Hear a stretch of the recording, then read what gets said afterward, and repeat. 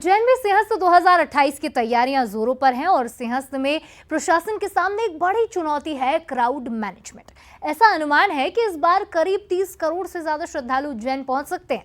इस चुनौती से निपटने के लिए अब भारतीय कंपनी ECDS ने कोरियाई कंपनी के साथ मिलकर एक प्लान बनाया है जो AI के जरिए सिंहस्थ मेले में क्राउड मैनेजमेंट करेगा।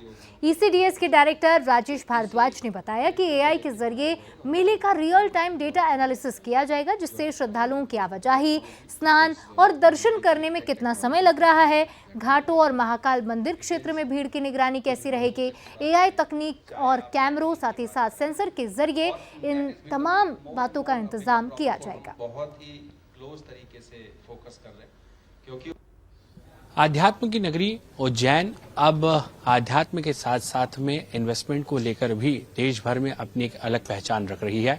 राजेश भारद्वाज जी ECDS के फाउंडर डायरेक्टर इस वक्त हमारे साथ मौजूद हैं, जो उज्जैन में एक बड़ा इन्वेस्टमेंट प्लांट लेकर आए हैं, जिसमें मेडिकल डिवाइस है, हेल्थ केयर है, स्किल डेवलपमेंट है। इसके अलावा AI टेक्नोलॉजी पर भी उनकी कंपनी काम कर रही है। सीधी बातचीत करेंगे सर, किस तरीके से ECDS अब महाकाल की नगरी उज्जैन में आ रही है और एक बड़ा सेंटर है जो खासतौर पर आध्यात्म के तौर पर पूरे देश भर में पहचाना जाता है, लेकिन अब ऐसी कंपनी जो हेल्थ केयर के साथ साथ में AI मॉडल, इसके अलावा नैनो फाइबर पर काम कर रही है, क्या कुछ सर प्लान है आपका sir?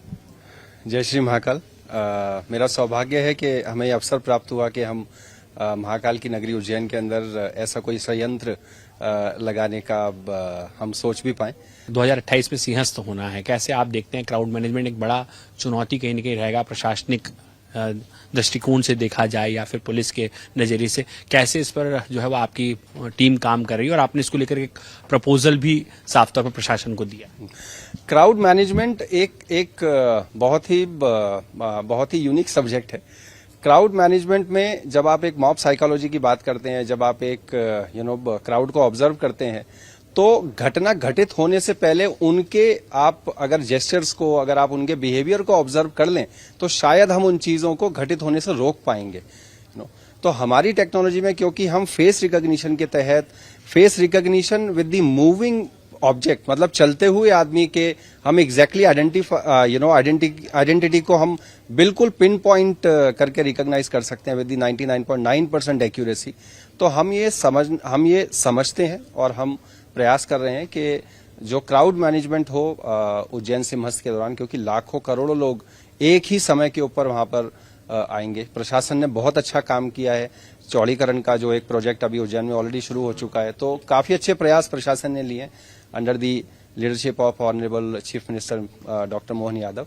So I am confident that progress will come, but we are doing our little part in this progress moving forward. तो आप सुन रहे थे ECDS के फाउंडर राजेश भारद्वाज जी को। साफ तौर पर जिस तरीके से उज्जैन में जो मेडिकल डिवाइस पार्क वे लेकर आ रहे हैं और खास तौर पर जिस तरीके का उनका इनिशिएटिव है, खास तौर पर मध्य प्रदेश में, और ये देश की एकमात्र ऐसी कंपनी जो अलग अलग सेक्टर्स में इस तरीके का काम कर रही है, जिसमें बड़ी संख्या में न सिर्फ एम्प्लॉयमेंट लोगों को मिलेगा, इसके साथ साथ में तमाम टेक्नोलॉजीज पर काम होगा, लेकिन फोकस इन सब के बीच में है उज्जैन सिंहस्थ का क्राउड मैनेजमेंट, और उस पर भी उनकी कंपनी काम कर रही है। फिलहाल जितेंद्र मकवाने के साथ पीयूष पारेबंसल, न्यूज, इंदौर।